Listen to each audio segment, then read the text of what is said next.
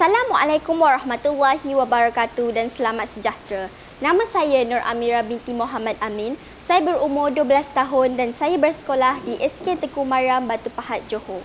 Kod sekolah saya ialah JBB 0025. Hobi saya ialah membaca buku dan bermain badminton. Cita-cita saya ialah menjadi seorang doktor. Ketika waktu lapang, saya suka membaca novel yang mempunyai nilai murni.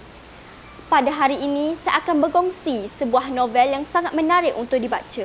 Tajuk novel ini ialah Akulah Juara yang mempunyai 139 muka surat dan 16 bab. Di dalam novel ini terdapat banyak nilai murni. Novel ini dikarang oleh seorang penulis wanita yang bernama Nur Hasimah Ismail dan ia diterbitkan pada tahun 2012 oleh Nukilan Unggul Publication Sendirian Berhad. Novel ini berharga RM7.90 bagi Semenanjung Malaysia dan RM8.90 bagi Sabah dan Sarawak. Novel Akulah Juara mengisahkan seorang murid tahun 6 yang diberi nama Faris Fauzan. Faris Fauzan seorang yang kurus dan miskin. Dia mempunyai penyakit kudis menyebabkan rakan-rakan tidak mahu dekat dan berkawan dengannya. Akibatnya dia tersisih. Dia berubah sejak kematian bapanya yang jatuh dari pokok kelapa. Pelajarannya bertambah merosot. Dia sentiasa mendapat markah tercorot dalam kelas. Faris Fauzan juga menghadapi masalah disiplin di sekolah. Berjayakah Faris Fauzan keluar daripada kemelut masalah yang dihadapinya? Siapakah guru yang berjaya menukar Faris Fauzan daripada seorang murid yang serba kekurangan menjadi seorang juara? Saya akan terangkannya sebentar saja lagi. Faris Fauzan belajar di Sekolah Kebangsaan Sempang 3 Perlis. Faris mempunyai 3 orang adik-beradik yang bernama Fahana, Fanora dan Fidano. Ketiga-tiga adik-beradiknya lebih cerdas dan cergas berbanding dirinya sendiri. Ibunya, Puan Zawiyah, bekerja menjual nasi lemak sahaja. Ibunya menjual nasi lemak di kedai Sempang 3 berdekatan rumahnya. Kehidupan mereka bagaikan kais pagi makan pagi, kais petang makan petang. Selepas kematian ayahnya, Faris langsung tidak ada semangat untuk belajar. Ibunya telah puas menasihatinya, namun dia menjadi semakin murung dan suka bersendirian. Dia asyik termenung dan menangis sendirian. Kematian ayah di pangkuannya menyebabkan dia masih teringat-ingatkan arwah. Kehidupan sehariannya hanya pergi ke sekolah dan balik. Dia malas membuat kerja sekolah dan kadang-kala dia juga suka meniru kerja sekolah rakan-rakannya. Dia kerap datang lambat ke sekolah. Pakaiannya juga tidak terurus dengan baik. Walaupun dalam keadaan kedut-kedut, dia memakai tanpa segan silu. Sikap Faris yang malas dan selekeh ini menjadikan dia tidak disenangi oleh guru dan rakan-rakannya. Suatu hari, Faris dipanggil ke bilik kaunseling. Dia menerima nasihat yang berguna dari Cikgu Azizan. Setelah pulang dari bilik kaunseling, Faris banyak berfikir. Faris merasakan kata-kata guru kaunselingnya ada benarnya. Dia harus bangun dan sedar dari lenanya bahawa sikap dahulu akan memudaratkan dirinya, malah akan membunuh cita-citanya. Dia berazam untuk mengubah diri dan kehidupannya. Kesedaran yang wujud dalam dirinya telah menyedarkannya bahawa dia perlu berubah demi mencari identiti diri. Semenjak hari itu, Faris sudah berubah. Dia sudah tidak lagi malas. Semangatnya kini kian membara untuk berubah. Faris Fauzan bukan Faris Fauzan yang dulu lagi. Perubahan dalam diri anak sulung itu disedari oleh ibunya.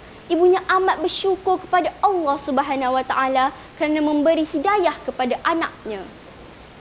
Sebelum sampai ke sekolah, Faris akan berlari terlebih dahulu. Oleh kerana dilakukan setiap hari, maka stamina Faris bertambah dan menjadi lebih bertenaga.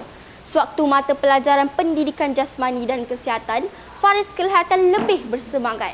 Cikgu Hasnul ialah guru yang mengajar mata pelajaran pendidikan jasmani dan kesihatan. Cikgu Hasnul memberi layanan sama rata kepada semua murid. Perubahan Faris disedari oleh Cikgu Hasnul. Cikgu Hasnul bertanya kepada Faris, adakah dia berminat untuk datang ke sekolah selepas solat Isyak? Kerana cikgu akan pilih murid yang berkelayakan. Faris pun berminat dengan tawaran tersebut. Pada sebelah petang, dia pergi bersama Muhammad Alif. Muhammad Alif ialah rakan kepada Faris. Cikgu Hasnul pun telah tiba di padang. Mereka memulakan latihan. Semua murid akan berlari keliling padang.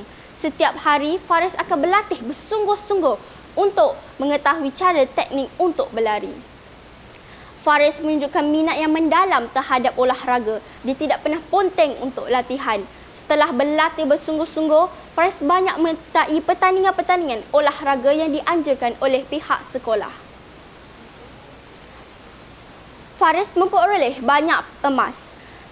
Kejayaan Faris menjadi kebanggaan keluarganya. Faris akan mewakili sekolah ke peringkat negeri.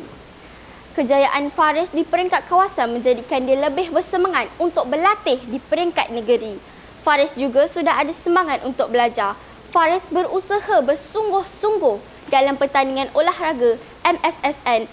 Sekali lagi, Faris membuat kejutan kerana mengondol banyak pingat emas. Maka dia dinobatkan sebagai olahragawan negeri Perlis. Faris mewakili negerinya Perlis dalam MSSN. Faris juga mendapat keputusan 5A dalam UPSR. Dia telah buktikan bahawa dia telah berjaya. Ibu dan adik-beradiknya terasa bangga dengan kejayaan Faris. Kesimpulannya, janganlah mudah berputus asa. Memang tiada jalan mudah untuk berjaya. Allah akan bersama dengan orang yang inginkan kejayaan. Setiap murid mempunyai cita-citanya tersendiri. Tidak kisah bijak, tidak bijak, rajin atau malas. Setiap orang pasti inginkan cita-citanya tercapai dan menjadi seorang juara. Pada pendapat saya, novel ini memberi saya inspirasi untuk belajar bersungguh-sungguh dan sabar dalam setiap ujian yang diberikan. Novel ini juga memberi saya peringatan kerana tidak ada siapa pun yang dapat mengubah nasib kita melainkan diri sendiri. Akhir kata, novel ini sangat bagus dan memberi inspirasi kepada pembaca. Sekian, terima kasih.